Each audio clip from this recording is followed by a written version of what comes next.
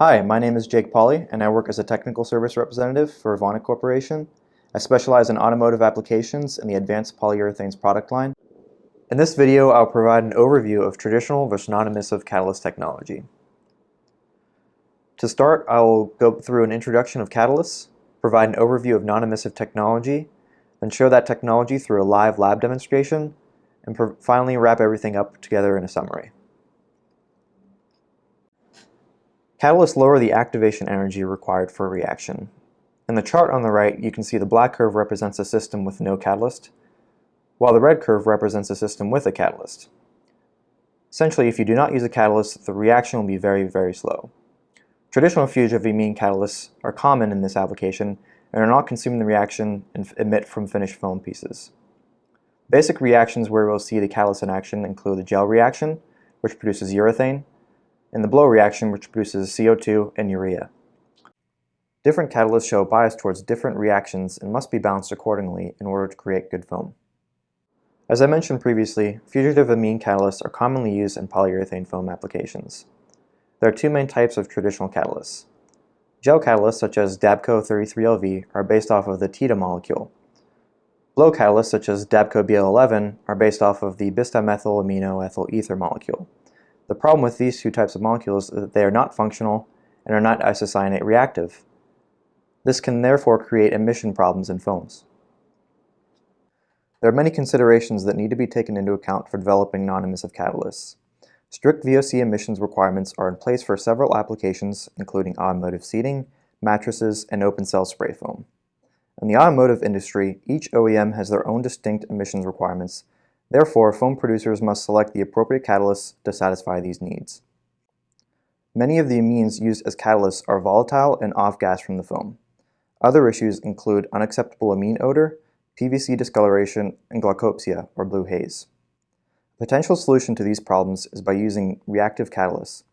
Amines that contain a functional group react into the PU foam matrix and therefore do not emit from the foam.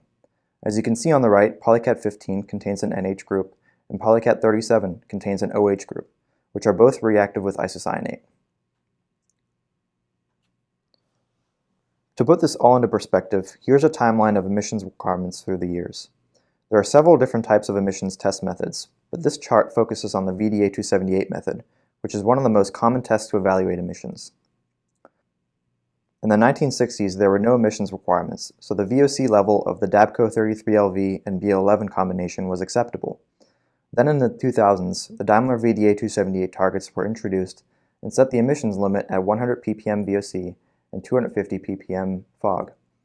At the time, the traditional gel and blow catalysts DABCO33LV and BL11 were no longer acceptable. To solve this, we developed NE1070 to meet the new requirement. In 2011, there was a test update to the VDA278 method, where the limit values changed and the range of possible emissions increased. Essentially, this means that a foam that once had emissions levels of 150 ppm VOC and 250 ppm fog now would have an emissions level of 400 ppm VOC and 600 ppm fog. This made it much more difficult to meet OEM requirements, so we developed NE1091 to reduce the fog level even further. While there have been no major updates to the VDA278 test since 2011, we continue to develop new products such as DABCO NE1550 and NE1600 to drive emissions down even further to 0 ppm VOC and 0 ppm fog. Now that I've introduced you to non-emissive catalysts, I would like to cover the basics of how this technology works. One way is through immobilization by means of functionalization. As you can see on the left side of the screen, an amine molecule is functionalized so that it can react with the NCO group of isocyanate and bind into the PU matrix. Another way is through molecule augmentation. As you make a molecule bigger, it has a lower propensity to emit from foam and contribute to the emissions profile. To observe the difference between traditional catalysts and non-emissive catalysts, we can see on the chart here that 33LV and B11 had a very high VOC level.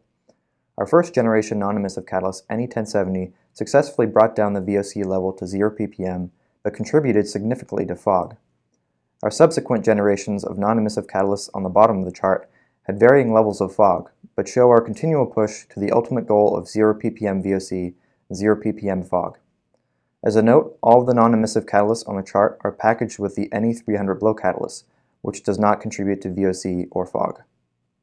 Before we make foam today, we want to make sure we have proper PPE, my safety goggles, my laboratory coat, and my gloves, and we're working in a controlled fume hood. So this is our mixer where we'll mix chemicals and entrain air to create nucleation sites, and then we'll pour it into our container where the foam mat machine will capture the rise profile of the foam. Here we see a foam mat rate of rise machine capturing the rise profile of the foam. As we see the foam rising, we can see the gel catalyst helping to polymerize the matrix. The blow catalyst is working simultaneously to help produce CO2, which blows the foam. On the left side of the screen, you can see Dabco 33LV and BL11 working together to create foam. On the right side of the screen, you can see Dabco NE1600 and Dabco NE300 at the same usage level as 33LV and BL11. Since the reactive catalysts are reacting into the matrix, they become immobilized and have much lower catalytic activity as the reaction progresses. Thus, more NE1600 and NE300 is needed to match the rise profile of 33LV and BL11. The resulting rise profiles demonstrate the level adjustment required for non-emissive catalysts. The foam you saw in the previous videos is based off of a TDI system with a density of 40 kilograms per cubic meter. In the chart shown, the black curve represents the control formulation we saw on the left side of the video. The pink curve represents the NE1600 and NE300 foam used at the same level. An adjustment was required using 0.7 of NE1600 and 0.2 of NE300 to rate match to the control, which you can see as the dark purple curve.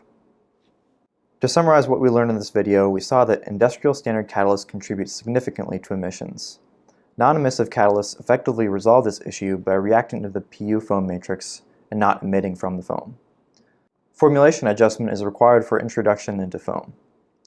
The selection of non-emissive catalysts depends on the system type, whether it's TDI or MDI, and the emissions targets. That ends our presentation, and with that I'd like to thank you for watching. My name is Jake Pauley, and if you have any questions, please feel free to reach out to us at the numbers listed on the screen.